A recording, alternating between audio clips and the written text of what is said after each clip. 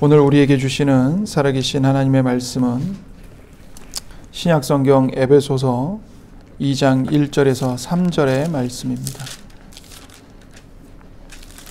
에베소서 2장 1절에서 3절의 말씀입니다. 신약성경 에베소서 2장 1절에서 3절 말씀 다 찾으신 줄 알고 제가 받들어 읽겠습니다. 그는 허물과 죄로 죽었던 너희를 살리셨도다. 그때에 너희는 그 가운데서 행하여 이 세상 풍조를 따르고 공중의 권세 잡은 자를 따랐으니 곧 지금 불순종의 아들들 가운데서 역사하는 영이라. 전에는 우리도 다 그 가운데서 우리 육체의 욕심을 따라 지내며 육체와 마음에 원하는 것을 하여 다른 이들과 같이 본질상 진노의 자녀이었더니. 아멘. 바울 사도는 계속해서 에베소서를 이어가면서 본문에서 사람에 관한 성경의 교리 그리고 성경이 사람을 바라보는 관점을 지금 설명하고 있습니다. 사도 바울은 인간에 관해서 4가지 요점을 말합니다. 그 4가지 요점들 가운데 첫 번째는 사람은 죄와 허물로 죽은 상태에 있다는 것입니다. 타락한 아담의 후손으로 태어난 모든 사람들은 죄와 허물로 죽어 있습니다. 그러나 그리스도인들은 죄와 허물로 죽어 있던 사람들이었지만 이제 성령으로 말미암아 거듭나게 됐죠. 하늘로부터 다시 태어나 지금 살아난 상태에 있습니다. 그러나 그리스도인이 아닌 사람들, 즉 하나님의 존재를 부정하고 예수님의 십자가의 복음을 부인하고 자기가 죄인임을 부인하는 모든 사람들은 다 죄와 허물로 지금 죽은 상태에 있는 것입니다. 아무리 그들의 육신이 건강하고 그들의 육적인 삶이 활발하게 활동하고 있다 할지라도 하나님 앞에서 그들은 영적으로 죽어 있는 시체에 불과한 것이죠. 두 번째 요점은 사람이 왜 이런 상태에 빠져 있는지를 바울은 설명합니다. 그리고 세 번째로 사람이 이렇게 허물과 죄로 죽어 있는 상태, 그리고 그러한 조건이 실제로 삶의 이 세상에 어떤 결과를 가져왔는가를 설명하고요. 네 번째는 이렇게 죄와 허물로 죽은 사람을 하나님은 어떻게 보시는가, 이것을 설명하고 있습니다. 우리는 지난 주일에 첫 번째 요점인 사람이 죄와 허물로 인해 죽어 있는 상태에 있다, 이것을 말씀을 상고했습니다. 이 말씀을 들으면서 여러분이 아마 몇 주 동안, 지난주에 이어서 몇 주 동안 계속 죄에 빠져 있는 사람의 그 암울한 상태, 비참한 상태에 대해서 계속 말씀을 들으실 겁니다. 그때 아마 분명한 것은 여러분과 제 마음속에 어떤 소망보다 비참함, 그리고 어두움, 인생의 암울함, 이런 것들을 계속 듣게 되면서 여러분의 마음이 무거워질 수 있고 어두워질 수 있습니다. 그리고 우리가 왜 이런 말씀을 계속 들어야 되는가, 왜 죄에 관한 설교를 계속 들어야 되는가, 이런 의문을 가지실 수도 있습니다. 그러나 바울이 이것을 이야기하고 있는 이유는, 그리고 제가 이 말씀을 여러분에게 전하고 있는 이유는 무엇보다도 첫 번째는 본문이 사람의 죄악된 상태, 그 죄로 인해 사람이 빠진 비참한 상태에 대해서 매우 자세하게 설명하고 있기 때문입니다.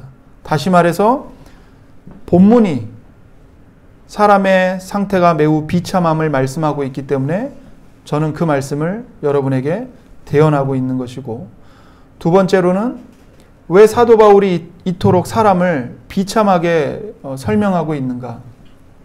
그 이유는 앞에 에베소서 1장과 관련해서 그 의미를 우리가 생각을 해야 됩니다. 어떤 의미냐면, 하나님께서 에베소서 1장에서 사도 바울이 계속 에베소 교회 성도들을 위해 기도를 했죠. 내가 너희를 위해서 이렇게 기도한다. 그것은 에베소 교회 성도들만을 위한 기도가 아니고 이후에 예수님의 십자가의 복음을 듣고 구원받는 모든 교회, 모든 성도들을 위한 기도인 것입니다. 그 기도 속에 바울 사도는 뭐라고 기도했냐면 하나님께서 지혜와 계시의 성령을 너희에게 주셔서 너희의 마음의 눈을 밝혀주시고 그러면서 하나님의 힘의 위력으로 역사하심을 따라 믿는 우리에게 베푸신 능력이 얼마나 크신지를 너희가 알기를 원한다. 이렇게 기도합니다. 예수님을 믿는 너희들이 예수님을 믿고 있다는 이 사실이 단순한 게 아니다. 그냥 우연에 의한 것이 아니다. 이것은 하나님의 지극히 크신 능력이 너희에게 임한 것이다. 이렇게 설명을 해요.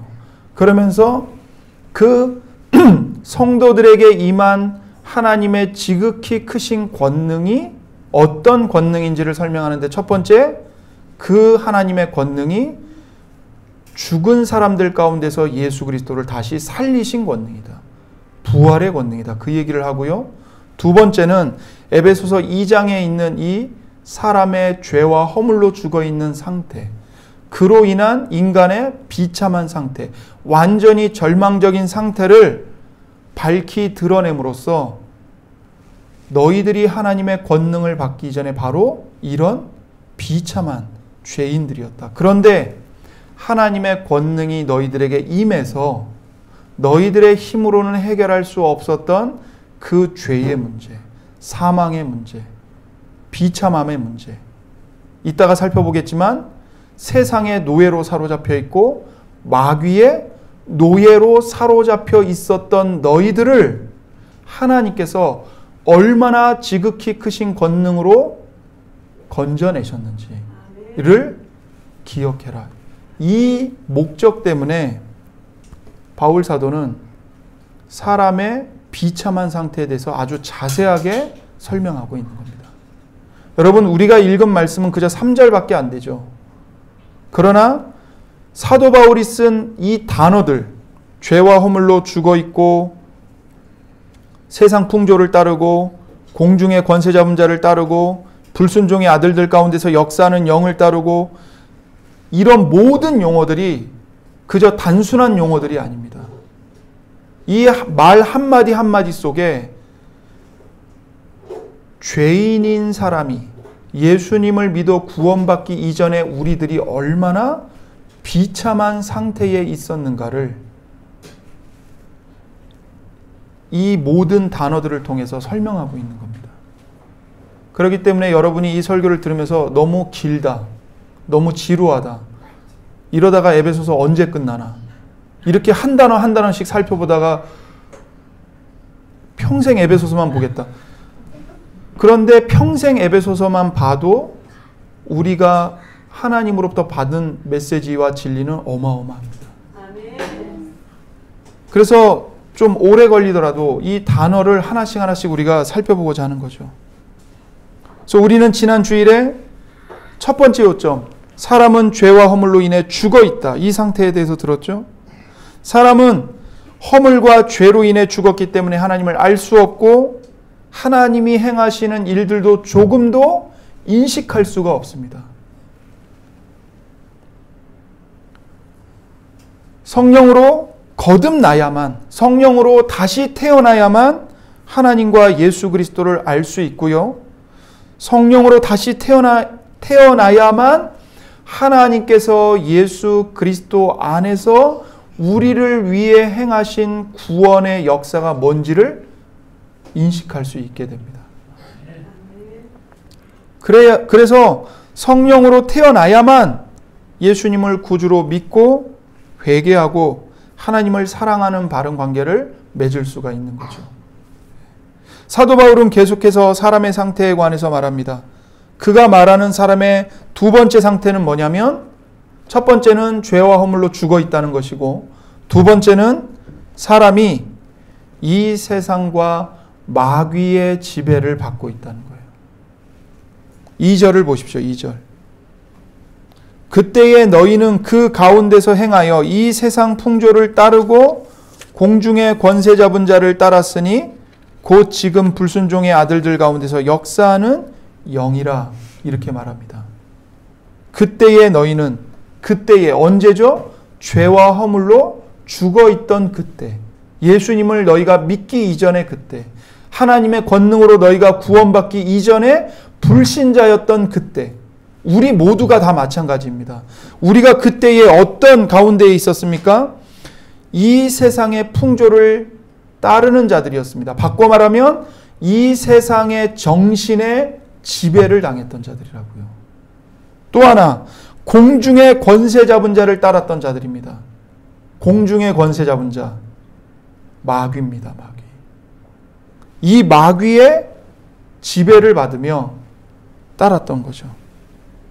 그래서 죄와 허물로 인해 죽어 있는 사람은 가장 먼저는 이 세상의 지배를 받고 있습니다. 그때의 너희는 이 세상 풍조를 따르고, 이렇게 말씀하죠. 여러분, 이 세상 풍조는 바꿔 말하면 이 세상의 세대입니다. 이 세상의 세대, 이 세상의 시대. 로마서 12장에서 사도 바울이 너희는 이 세대를 본받지 말라 이렇게 말하죠. 그때 말한 세대가 바로 여기 이 풍조입니다. 같은 단어인데 우리 한글 성경은 여기서는 풍조라고 번역을 했고 로마서 12장에서는 세대로 번역을 한 거예요. 이 세상 시대입니다. 이 세상 시대이면서 이 세상의 시대 정신이에요. 세상을 휘감고 있는 정신. 우리가 역사를 살펴보면 모든 세대마다 시대를 이렇게 구분하잖아요. 구분하는데 그 시대마다 그 시대를 대표하는 시대 정신이 있어요. 사람들 사이에서 유행하는 시대 정신이 있습니다. 오늘날은 뭐죠? 대표적으로 말하면 다원주의, 상대주의, 포스트 모더니즘입니다. 절대적인 진리는 없다는 거예요. 누구도 너에게 이래라 저래라 할 수 없다는 겁니다. 그래서 어떤 현상까지 나타나요? 하나님이 우리를 창조하시면서 정해주신 이 성, 남성과 여성, 딱 두 가지밖에 없고 하나님으로부터 그거는 받은 거기 때문에 어느 누구도 그걸 바꿀 수 없어요. 그런데 세상은 그렇게 가르치지 않죠. 너희가 마음대로 선택할 수 있다는 거예요. 성을. 그리고 그것도 성이 두 가지가 아니고 어떤 데서는 어느 나라는 12개를 라고 가르치고 있고 어느 나라는 32개라고 가르칩니다. 말이 안 되는 거죠. 근데 이게 뭡니까? 이 시대를 지금 대표하고 이 시대를 지배하고 있는 시대 정신인 거예요. 다원주의, 상대주의입니다. 그러니까 우리가 이런 어떤 철학적인 용어를 들을 때 나와 상관없는 이야기, 저거는 학자들이 논하는 이야기, 신학자들이나 얘기하는 이야기, 그게 아니고요. 여러분과 제 삶의 모든 곳에 깊숙이 이게 다 뿌리 내려져 있고 이게 스며들어와서 영향력을 발휘하는 거예요. 여러분이 의식하지 못할 뿐이지 지금 여러분과 제 삶에 그리고 여러분과 제 마음속에 이 상대주의와 다원주의가 스며들고 침투해서 모든 것을 지금 부패시키고 있다고요. 심지어 믿는 사람들 가운데서도 예수님이 구원자인 건 예수님을 믿는 우리들에게나 구원자이지 예수님을 안 믿는 사람들은 다른 걸로 구원받겠다는데 뭘 그걸 그렇게 뭐라고 하냐. 그렇게 생각하는 교인들이 많아요. 나나 잘 믿으면 되지. 그 기저가 뭡니까? 예수님만이 절대적인 진리라는 것을 예수님을 믿는다고 고백하는 그 사람들이 자기도 모르게 부인하고 있는 거예요.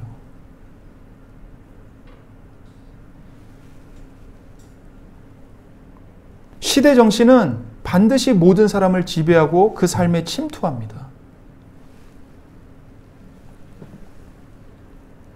이 세상의 시대 정신은 하나님을 떠나 있고요. 하나님을 대적해요. 그런데 그 하나님을 대적하는 정신에 모든 불신자들은 다 지배를 받고 있는 겁니다. 하나님을 부정하는 무신론, 물질만능주의, 진화론, 자아 실현을 가장 중요하게 여기는 자기 중심성. 이 자아 실현 때문에 가장 고통을 당하는 사람들 중에 하나가 어떤 부류의 사람들이냐면 엄마들입니다. 엄마들. 세상이 어떻게 가르치냐면 당신에게 당신의 자아를 실현해야 할 꿈이 있는데 당신의 자녀가 그걸 방해한다는 거예요.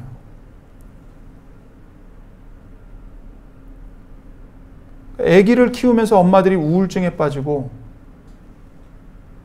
같은 나이인데 밖에 나가서 커리어 우먼으로 활동하는 다른 여성들을 보면서 열등감에 사로잡힙니다. 자괴감에 빠져요. 나는 여기서 뭐하고 있나?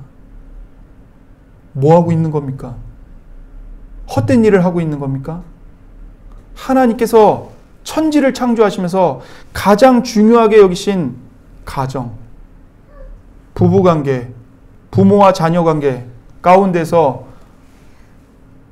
엄마에게, 여자에게, 여성에게 집안을 돌보고 자녀들을 키울 수 있는 특권과 의무를 맡기셨는데 그 거룩하고 경건한 일을 하면서 애기 엄마들이 다 어떻게 느껴요? 나 여기서 뭐하고 있지? 내가 왜 이러고 있지? 왜 이렇게 내 인생을 내가 낭비하고 있지? 뭐에 영향을 받고 있는 겁니까? 시대정신에 영향을 받고 있는 겁니다. 빨리 나가서 나도 저 사람들처럼 경력 쌓아야 되는데 경력 단절이 돼가지고 이게 지금 내가 뭐하고 있는 건가? 불신자들만 이런 생각을 하는 게 아니라 신자들까지도 하나님의 천지창조와 창조 질서를 믿는다는 교인들까지도 그렇게 생각하고 자기 자신을 학대합니다. 자기의 인생을 하나님께서 맡기신 그 보배로운 사명을 하찮게 여깁니다.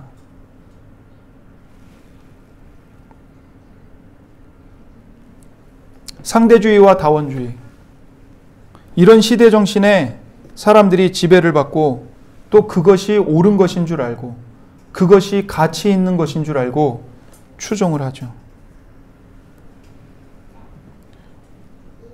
이러한 세상의 정신은 언제나 하나님을 대적하고 거스릅니다. 그래서 사도 바울은 갈라디아서 1장 4절에서 이 세상을 악한 세대라고 말했어요. 악한 세대다, 이 세대는. 이 세상은. 허물과 죄로 죽어있는 사람은 이런 사고방식과 가치관에 처음부터 끝까지 지배와 통제를 받는 겁니다. 못 벗어납니다. 성령으로 거듭나기 전에는 지혜와 계시의 영이신 성령에 의해 마음의 눈이 밝혀지기 전에는 자기가 그런 세상 정신에 지배를 당하고 있다는 것을 몰라요. 그리고 그런 시대 정신이 얼마나 악한 것인지 모릅니다. 그러나 그리스도인은 세상과 세상의 정신과 세상의 가치관, 세상의 사상을 따라서 이 세상을 살아가서는 절대로 안 됩니다. 우리는 물론 이 세상에 있죠. 우리는 우주 밖에 있는 사람들이 아니고 이 사회 안에 사는 사람들입니다. 그러나 결단코 세상에 속한 사람들은 아닙니다. 예수님을 믿는 모든 교회, 모든 진실한 성도들은 물리적으로는 여기 있지만 영적으로는 만왕의 왕이신 예수님의 왕국에 속한 자들입니다.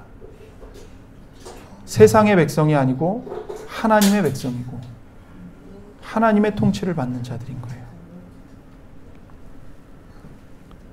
성도는 세상의 지배를 받고 있지 않습니다. 만왕의 왕이신 예수님의 통치를 받고 있습니다. 그러므로 우리는 시대 정신을 분별해야 되고 그 시대 정신이 인간의 삶을 어떻게 하나님으로부터 멀어지게 만드는지, 어떻게 하나님의 율법과 하나님이 창조하신 창조 질서와 하나님의 생명으로부터 멀어지게 만드는지, 왜곡하게 만드는지를 늘 살펴야 하는 것이죠. 우리가 교회로 모여서 이런 것들을 배워야 됩니다, 여러분. 기독교적인 세계관이 무엇인가 배워야 되고요. 근데 이런 것들이 성경 속에 다 담겨 있고 여러분과 제가 배우고 있는 교리문답, 하이델베르크 교리문답, 이런 교리문답 속에 다 녹아져 들어가 있습니다. 그것들을 여러분과 제가 충실하게 잘 배우면 정확하게는 몰라도 분별할 수 있습니다. 들으면 이건 아니다, 이건 잘못됐다 알 수 있습니다. 근데 여러분과 제 마음이 교회는 왔다 갔다 하는데 말씀에서 붕 떠 있고 다른 것에 기웃기웃거리고 이러면 교회를 다녀도 분별을 못해요. 사사시대처럼 돼버리는 겁니다. 우리가 그런 것들을 주의하고 분별해야 되는 거예요. 그러니까 우리는 교회로 모여서 뭘 해야 됩니까? 부지런히 성경 진리 말씀을 배워야 되고 그 말씀을 개혁교회가 교회가 역사 속에서 정리한 신앙 고백 문서들을 배워야 되고 그것을 토대로 한 다음에 그것을 기초로 해서 이 세상에서 벌어지는 일들을 봐야 되는 거예요. 정치만이 아니고 교육, 음악, 미술, 철학, 가정의 문제 이런 것들을 우리가 완벽하게 해답을 제시할 수는 없어도 최소한 분별할 수 있는 분별력을 갖추기 위해 끊임없이 우리는 교회로 모여서 진리의 말씀을 배워야 하는 겁니다. 예수님은 우리를 이 악한 세대에서 건지시기 위해서 우리 죄를 대속하기 위해 자기 몸을 주셨습니다. 갈라디아서 1장 4절에 그리스도께서 하나님 곧 우리 아버지의 뜻을 따라 이 악한 세대에서 우리를 건지시려고 우리 죄를 대속하기 위하여 자기 몸을 주셨으니 이렇게 말씀합니다. 그리스도께서 하나님 곧 우리의 아버지이신 하나님의 뜻을 따라 자기 몸을 십자가에 내어주셨습니다. 그 십자가에서 자기 몸을 찢으셨습니다. 왜 찢으시고 왜 피를 흘리셨습니까? 이 악한 세대에서 우리를 건지시기 위해서, 우리의 죄를 대리 속죄하시기 위해서입니다. 그렇게 예수님이 십자가에서 자기 몸과 영혼을 다 희생제물로 내어주심으로써 예수님을 믿고 회개하는 여러분과 저를, 모든 교회와 모든 성도들을 이 악한 세상에서 건지셨습니다. 그러니 우리는 이 악한 세상에서 건짐을 받은 자들로서 마땅히 하나님 아버지의 말씀을 따라 살아가야 되는 겁니다. 날마다 이 말씀을 즐겨 읽으셔야 되고 상고하셔야 되고 이 말씀의 의미가 뭘까를 기도하면서 생각하셔야 되고 묵상하셔야 되고, 그래서 여러분이 이웃을 대할 때, 뉴스를 볼 때, 세상의 미디어를 볼 때 그냥 넋 놓고 다 그냥 이렇게 받아들이실 게 아니라 분별하셔야 되는 거죠. 그렇기 때문에 우리 죄를 그렇게 대속하고 이 악한 세대에서 건져주시기 위해 십자가에서 그리스도께서 자기 몸을 바치셨기 때문에 우리는 로마서 12장 2절의 말씀대로 이 세대를 본받지 말고 오직 마음을 새롭게 함으로 변화를 받아 하나님의 선하시고 기뻐하시고 온전하신 뜻이 무엇인지 분별하도록 힘써야 하는 것입니다. 여러분, 우리가 무엇을 기준으로 하나님의 선하신 뜻, 하나님이 기뻐하시는 뜻, 하나님이 온전히 여기시는 뜻이 무엇인지 분별할까요? 말씀밖에 없습니다. 말씀밖에 없어요. 그러니까 이 땅에서 이 악한 세대를 따르지 않고 하나님의 뜻을 따라 살기를 소원하는 모든 사람은 성경을 가까이 하지 않을 수가 없습니다. 일주일 내내 성경 덮어놓고 교회 올 때만 꺼내가지고 들고 오는 이런 삶의 모습으로는 여러분과 제게 주어진 가정과 일터와 사회 속에서 하나님 나라의 시민으로 살아가는 것은 매우 어려운 일인 거죠. 하루에 5분이라도 10분이라도 아니 여러분 1년에 최소한 1독은 한다. 이 마음을 딱 다짐하시고 하루에 4장씩 성경을 읽으셔야 되는 겁니다. 1년에 1독 하겠다. 그 마음을 딱 먹고 지금부터 지금 오늘 집에 돌아가셔서 하루에 4장은 무조건 성경 읽는다. 읽으셔야 되는 거예요. 읽다가 이게 무슨 내용인지 모르겠는데 막히면 거기서 머물지 마시고 그냥 모르겠는 건 그냥 모르겠는 걸로 넘기고 계속 읽어가세요. 그 모르겠는 걸 가지고 하루 종일 붙잡고 우리가 그럴 수가 없잖아요. 계속 읽다 보면 교회를 통해서 또 배우게 되고요. 성도들과의 교제를 통해서 배우게 되고 그때는 몰랐는데 기도하다가 번뜩 떠오르기도 해요. 이 말씀이 이런 뜻인가 보구나. 그러니까 읽으세요. 일단 모르겠어도 그냥 읽으세요. 그것이 여러분과 제 마음속에 자양분으로 남아서 결정적인 순간에 그게 나옵니다. 결정적인 순간에. 요한일서 2장 15절과 17절은 이렇게 말합니다. 이 세상이나 세상에 있는 것들을 사랑하지 말라. 누구든지 세상을 사랑하면 아버지의 사랑이 그 안에 있지 아니하니 이는 세상에 있는 모든 것이 육신의 정욕과 안목의 정욕과 이생의 자랑이니 다 아버지께로부터 온 것이 아니요 세상으로부터 온 것이라. 이 세상도 그 정욕도 다 지나가되 오직 하나님의 뜻을 행하는 자는 영원히 거하느니라. 아멘. 사도 요한은 성도들을 향해서 너희들이 세상에 속한 자들이 아니요 하나님께 속한 자들이기 때문에 세상을 사랑하지 말라고 말씀합니다. 여러분과 저는 세상을 사랑하면 안 됩니다. 왜요? 세상에 속한 자들이 아니고 하나님께 속한 자들이니까요. 여러분과 제가 먼저 하나님을 사랑하기 시작한 것이 아닙니다. 여러분과 저는 불신자들과 똑같이 허물과 죄로 죽어 있었고 이 세상에 속하여서 세상의 지배를 받았던 자들이고 하나님을 대적하는 그 시대 정신을 따라 우리도 똑같이 하나님을 대적하고 하나님을 미워했던 자들이에요. 그런데 하나님께서 그런 죄인인 우리들, 하나님이 보시기에 악인들인 우리들을 하나님께서 먼저 사랑하신 겁니다. 어떻게 사랑하셨습니까? 자기 아들까지 아끼지 않고 내어주심으로써 자기 아들을 우리를 대신하여 십자가에 못 박으심으로써 우리를 사랑하셨죠. 그렇기 때문에 우리는 그런 하나님의 사랑을 받아서 세상에 속한 자들이 아니라 그 이전에는 세상에 속한 자들이었지만 이제는 세상이 아니라 하나님께 속한 자들이 된 거죠.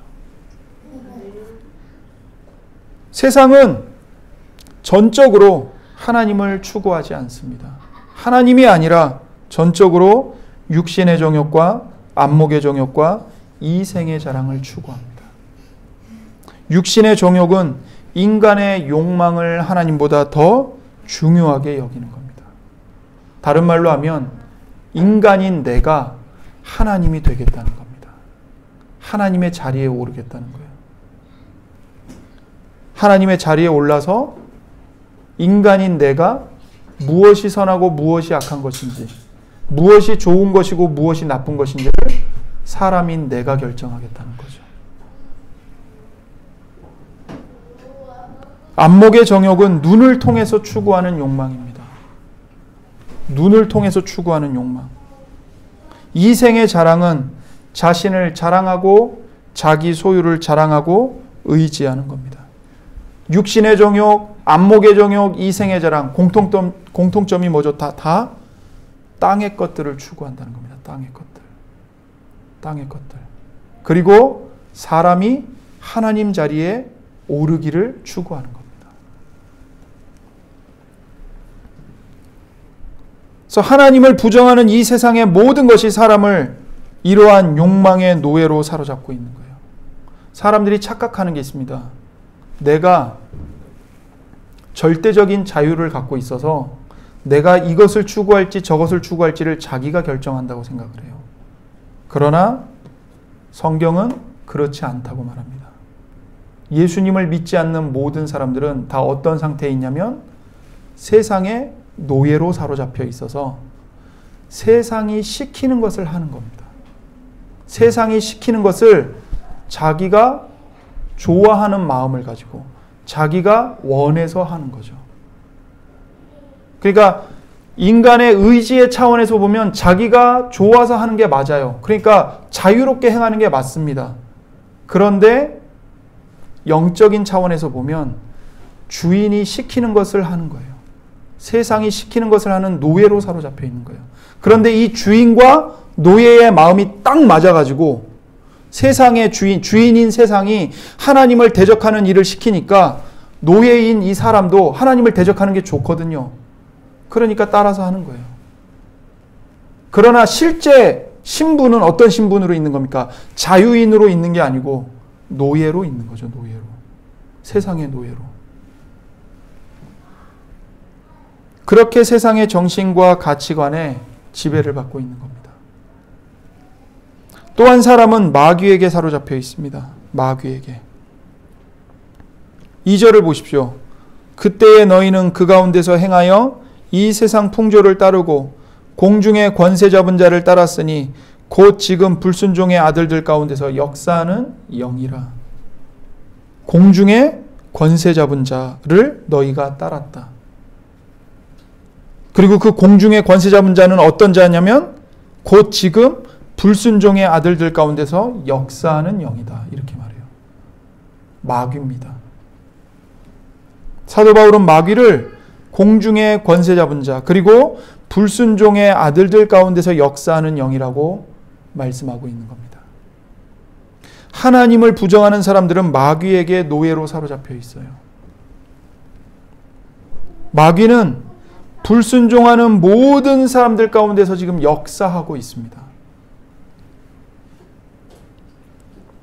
현대인들은 마귀의 존재를 인정하지 않죠. 마귀의 존재를 얘기하는 순간 사람들은 비웃습니다. 코웃음 칩니다. 그러나 성령으로 거듭난 신자들은 이 세상이 하나님은 없다고 믿는 불순종하는 사람들이 악한 영인 마귀에게 지배를 당하고 있다는 사실을 성경을 통해 인식합니다. 성경은 분명히 말합니다. 마귀가 존재할 뿐만 아니라 그 마귀가 뭘 하고 있냐면 공중의 권세를 잡고 있다고요. 사람들의 정신과 삶과 문화와 생활의 모든 것을 마귀가 잡고 있습니다. 여러분, 불과 60-70년 전에 일어난 세계 대전을 보십시오. 세계 1차 대전, 2차 대전, 그리고 6.25 전쟁. 그 전쟁으로 인해서 얼마나 많은 사람들이 죽었는지 모릅니다. 지금 러시아와 우크라이나 계속 전쟁하고 있고 미국과 중국 계속 대립하고 있죠. 언제 전쟁이 일어나도 하나도 이상하지 않습니다. 근데 이런 일들을 사람들은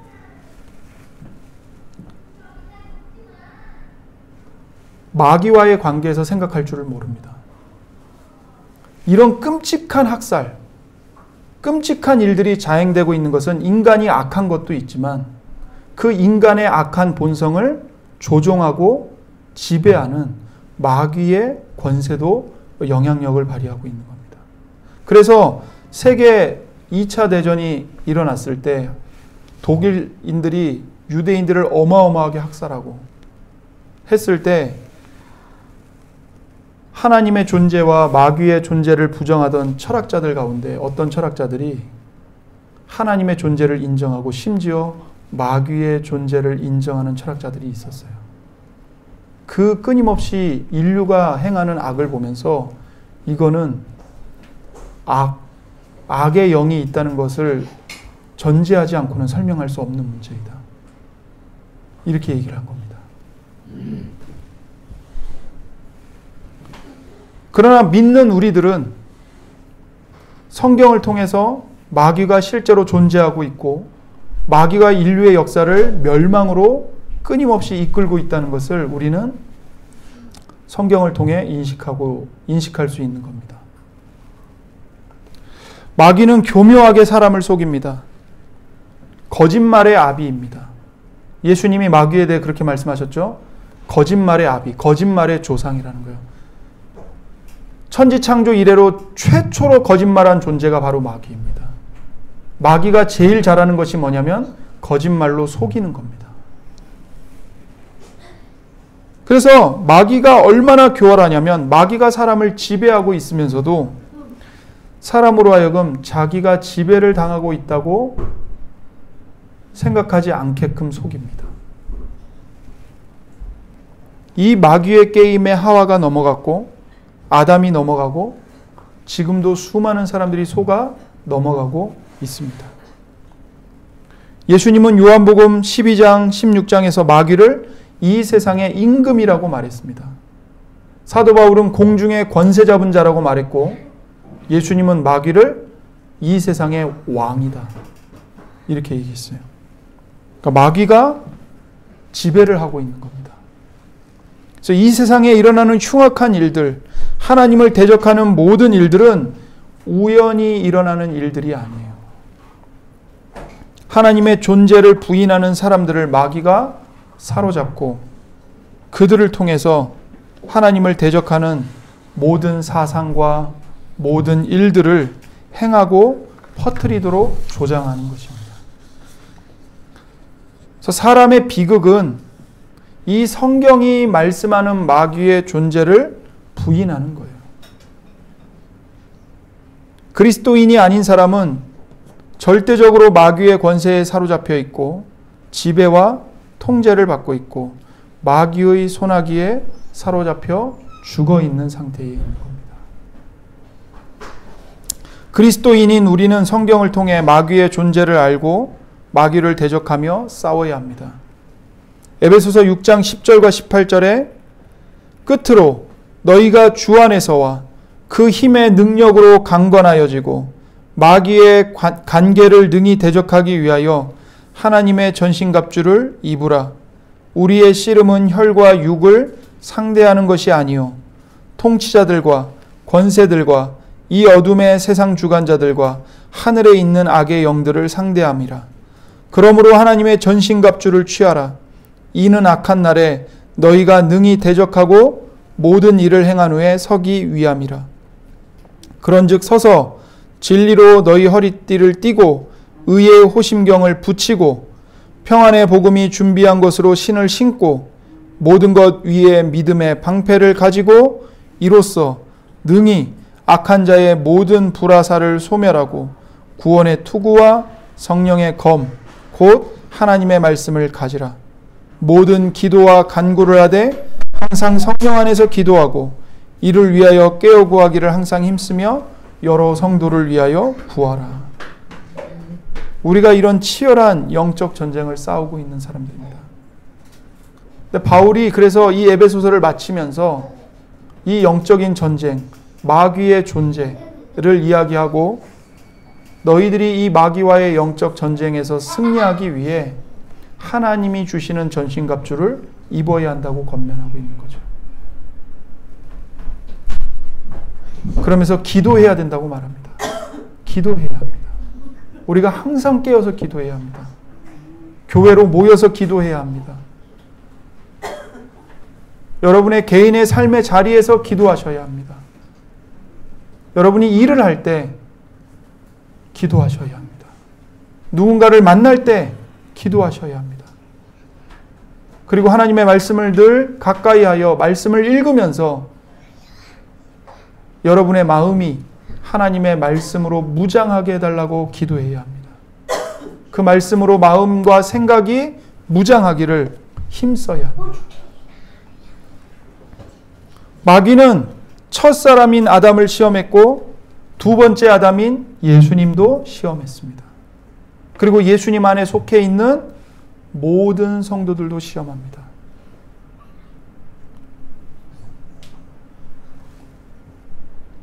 그리스도인은 마귀에 속한 자들이 아니에요.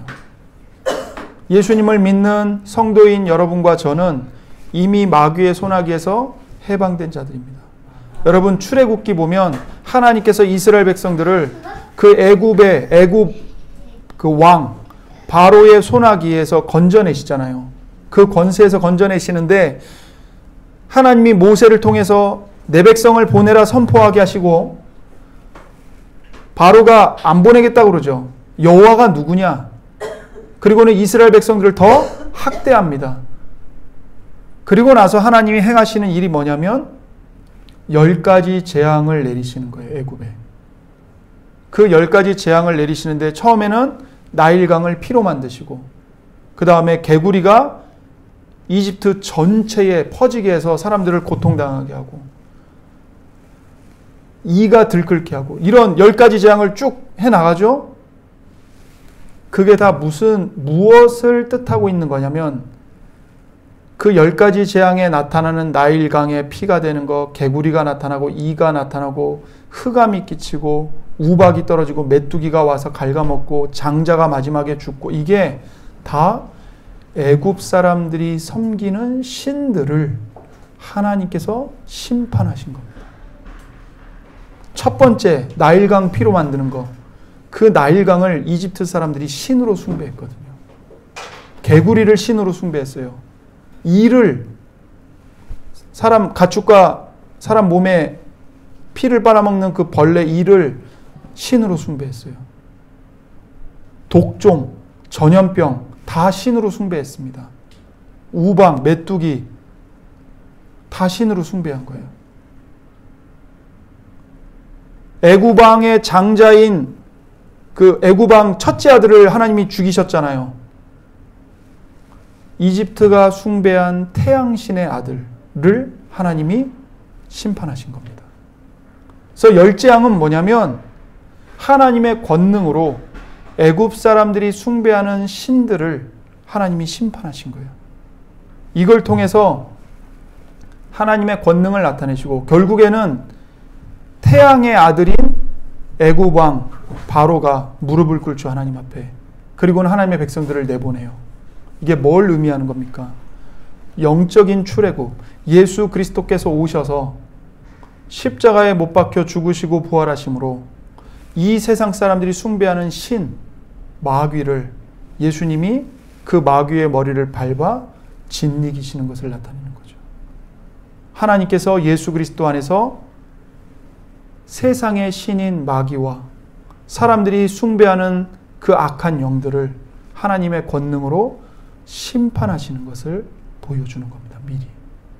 그렇게 하나님께서 애굽의 열재앙을 통해 애굽의 신들을 심판하셨고 십자가를 통해서 예수님을 통해서 공중권세 잡은 자인 마귀, 이 세상의 임금인 마귀를 예수님이 심판하신 겁니다. 그렇게 해서 여러분과 저를 건져내신 거예요. 이스라엘 백성들을 애굽에서 건져내셨듯이 애굽의 신들을 심판하시고 하나님의 백성인 이스라엘을 애굽에서 건져내셨듯이 이 세상의 신의 우두머리인 마귀를 심판하시고 여러분과 저를 모든 성도를 하나님의 권능으로 건져내신 겁니다. 그렇기 때문에 예수님을 믿는 성도들은 더 이상 마귀의 손아귀 아래 있지 않습니다. 여러분과 저는 예수님의 손 안에 있는 사람들입니다. 하나님의 사랑 안에 있는 사람들이고 하나님의 권능 아래 있습니다. 그렇기 때문에 마귀가 여러분과 저를 가만두지 않으려고 하는 겁니다. 여러분 예수님이 오셨을 때 마귀가 나타나서 예수님 시험하잖아요. 그 예수님을 시험한 그 세 가지 시험을 예수님이 받고 끝난 게 아니고 그 이후에 예수님을 믿는 모든 성도인 여러분과 제가 똑같이 그 세 가지 시험을 평생에 걸쳐서 받아가고 있는 겁니다. 여러분. 집에 돌아가셔서 마귀가 예수님을 뭐로 시험했는지를 세 가지를 그 말씀을 한번 곰곰이 읽어보십시오. 묵상해 보십시오. 여러분과 제가 당하는 모든 시험이 그 세 가지 시험 안에 다 걸려 있습니다. 시간 관계상 제가 그걸 다 설명해 드릴 수는 없는데 여러분이 가셔서 한번 읽어보세요.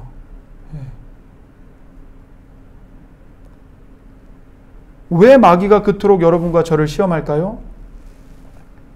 자기의 손아귀에서 벗어난 사람들이거든요.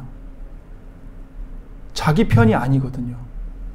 자기가 대적하는 마귀의 원수인 하나님께 속한 사람들이기 때문에 마귀가 그토록 교회를 미워하고 성도들을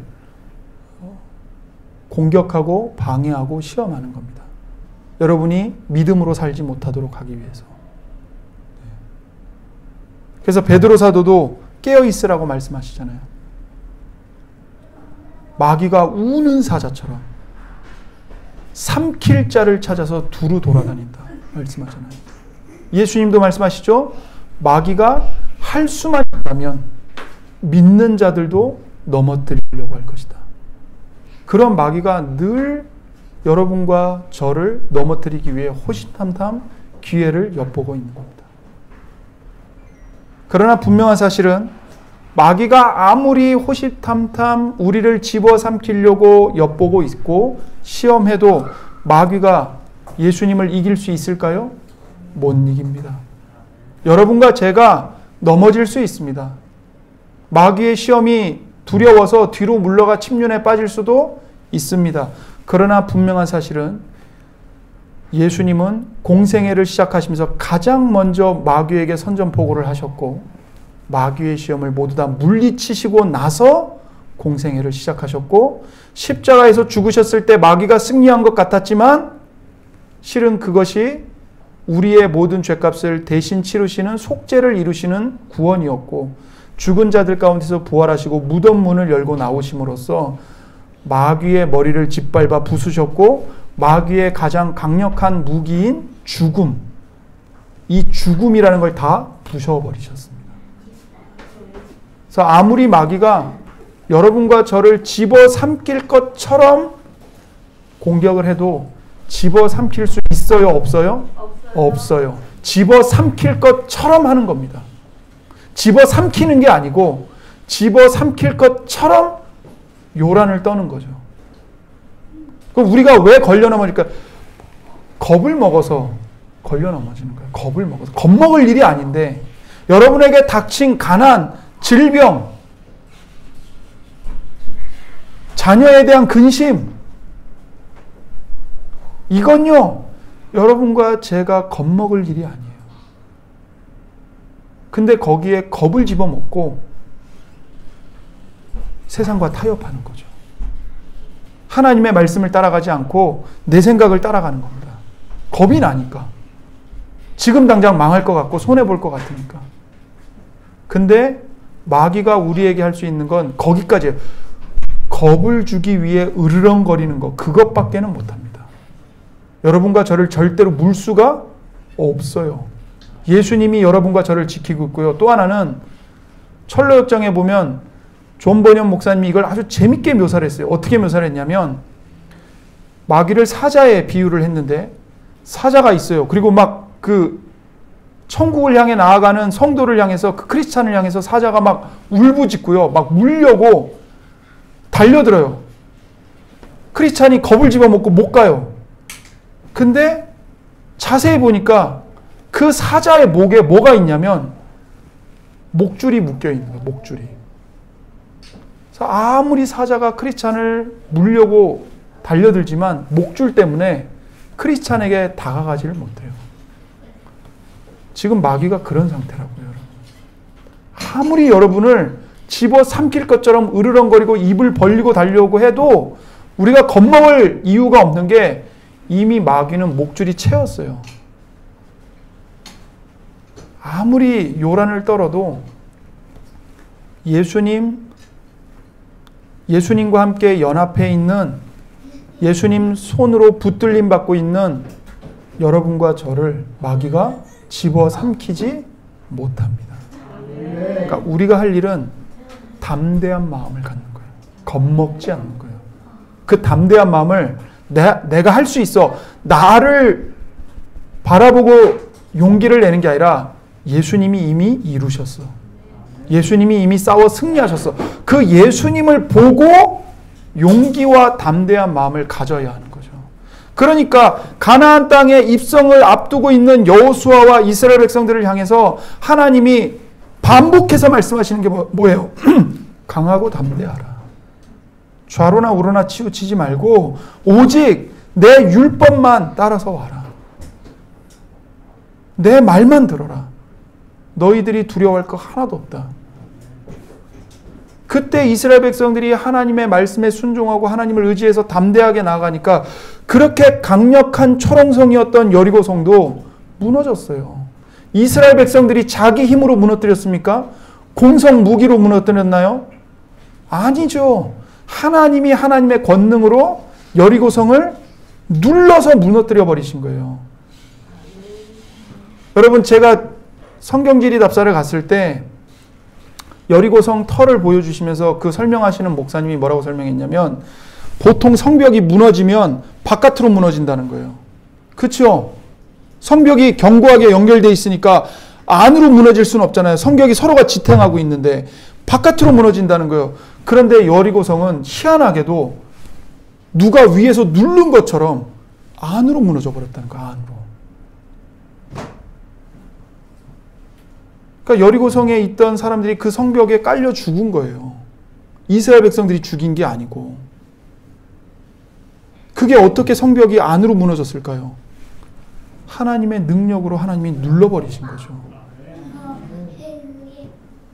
그것 말고는 설명이 안 돼요. 그러니까 강하고 담대하라는 거예요. 두려워하지 말라는 거예요. 그런데 이스라엘 백성들이 가나안 사람들을 두려워하기 시작했을 때 어떤 일이 벌어져요? 하나님을 원망하기 시작하고, 우리를 죽이려고 하나님이 애굽에서 끄집어낸 거냐, 하나님을 원망하면서 결국에는 하나님의 진노를 받고 광야에서 40년 동안 유리방황하잖아요. 그 불순종이 어디서 기인된 겁니까? 가나안 사람들을 두려워했기 때문인 거죠. 그들은 거인이고 그들에 비하면 우리는 뭐다? 메뚜기에 불과할 뿐이다. 그들의 발에 우리는 밟혀 죽을 거다. 하나님은 안 보고. 그 말씀이 여러분과 저에게 똑같이 지금 주어지고 있는 겁니다. 두려워하지 말라는 거예요. 두려워할 필요가 없다는 거예요. 마귀도 두려워할 필요가 없고 세상도 두려워할 필요가 없고, 여러분을 가장 두렵게 하는 그 문제, 지금 그 고통, 두려워할 필요가 없다는 거예요. 예수님이 여러분과 함께하고 계십니다. 그리고 하나님은 하나님의 지혜를 발휘하셔서 여러분과 저를 괴롭히는 그런 문제들을 가지고 여러분과 저를 연단하고 계십니다. 연단하고 계시는 거예요. 그러니까 그것을 연단의 과정으로 받아들이셔야 되는 겁니다. 하나님의 자녀다운 자녀로 나를 키우시기 위해서, 내가 하나님의 자녀니까, 하나님이 내 아버지시니까 나보고 훌륭하게 크라고 주시는 훈련이고 연단인 거예요. 직장에서 누가 여러분 괴롭힙니까? 연단으로 받으십시오. 여러분 마음속에, 여러분 삶에 누가 가시가 있습니까? 연단으로 받으십시오. 그리고 기도하십시오. 기도하십시오. 여러분, 우리는 오직 우리를 구원하신 하나님의 능력으로 서 있는 사람들입니다. 이걸 믿으십시오. 에베소서 1장 19절에 그의 힘의 위력으로 역사하심을 따라 믿는 우리에게 베푸신 능력의 지극히 크심이 어떠한 것을 너희로 알게 하시기를 구하노라. 사도 바울이 이렇게 기도하고 있다고요. 이것이 우리의 기도가 되어야 됩니다. 하나님의 힘의 위력, 하나님의 그 강력하심으로 역사하심을 따라 믿는 우리들이에요. 여러분과 제가 예수님을 믿겠다고 수시로 바뀌는 우리의 다짐으로 예수님을 믿겠다고 선택한 게 아닙니다. 절대 불변하는 하나님의 강력, 하나님의 파워, 하나님의 권능에 의해서 우리가 믿게 된 거예요. 그리고 그 하나님이 우리에게 능력을 베푸셨는데 그 능력이 얼마나 큰지 우리는 상상조차 할 수 없는 능력입니다. 그 능력이 여러분과 저를 지키고 있습니다. 하나님은 여러분과 저를 구원하셨고 우리를 지키시는 하나님이세요. 하나님이 없이는 우리는 단 1초도 믿음 위에 서 있을 수가 없습니다. 그러므로 우리는 오직 하나님만 의지해야 돼요. 그리고 나의 나된 것은 하나님의 은혜입니다. 고백하며 하나님께 모든 영광을 돌려야 하는 것입니다. 하나님께서 죽었던 우리를 살리셨습니다. 우리의 눈이 밝혀져서 우리로 하여금 이 모든 죄와 비참한 상태를 보게 하셨습니다. 우리의 힘으로는 절대 해결할 수 없는 이 죄의 문제, 죽어있는 상태, 마귀의 노예로 사로잡혀 있는 이 문제들, 이 문제 가운데서 우리들을 하나님이 건져 올리신 겁니다. 우리를 하나님의 권능으로 붙들고 계시고 우리에게 하나님의 자녀된 권세를 주셨습니다. 그 하나님이 우리를 결코 내버려 두지 않으시고 포기하지 않으십니다. 하나님을 굳게 신뢰하시고 강하고 담대한 마음을 먹고 세상에 맞서십시오. 여러분의 믿음을 무너뜨리는 모든 영적인 공격, 마귀의 시험, 사람들의 미움과 괴롭힘, 여러분 몸 안에 남아있는 죄짓기를 좋아하는 죄성, 여러분 안에 있는 교만, 여러분 안에 하나님보다 내 생각을 더 고집하고 신뢰하는 그런 탐욕들, 악한 마음들 회개하기를 힘쓰십시오. 하나님을 바라보십시오. 기도하겠습니다. 이 시간 우리에게 주신 말씀을 마음에 되새기면서 기도하기를 원합니다. 우리는 예수님을 믿기 전에 허물과 죄로 죽었던 자들이고 세상의 시대정신의 지배를 받았던 자들이고 공중의 권세 잡은 자인 마귀에 붙들려 노예로 사로잡혀 있던 자들이었습니다. 그러나 이제 하나님께서 그리스도 예수를 보내주시고 그리스도 예수를 십자가에 못 박으심으로 우리를 그 모든 죄와 비참한 상태에서 건지시고 하나님의 자녀로 삼아주셨고 하나님의 자녀인 권세를 여러분과 저에게 주셨습니다. 이 예수님의 은혜를 깨닫고 하나님의 권능을 우리가 더욱더 알고 이 영적인 선한 싸움과 마귀의 모든 시험 그리고 시대의 악한 정신들을 우리가 대적하며 분별하며 맞서 싸우며 나아가게 달라고 하나님 지혜를 주시고 깨어있는 마음 주시고 또 항상 기도에 깨어있게 해주시고 항상 말씀으로 우리의 마음과 생각을 무장시켜 달라고 하나님 말씀을 항상 가까이 하고 읽기를 힘쓰게 달라고 깨닫는 마음 달라고 이 시간 함께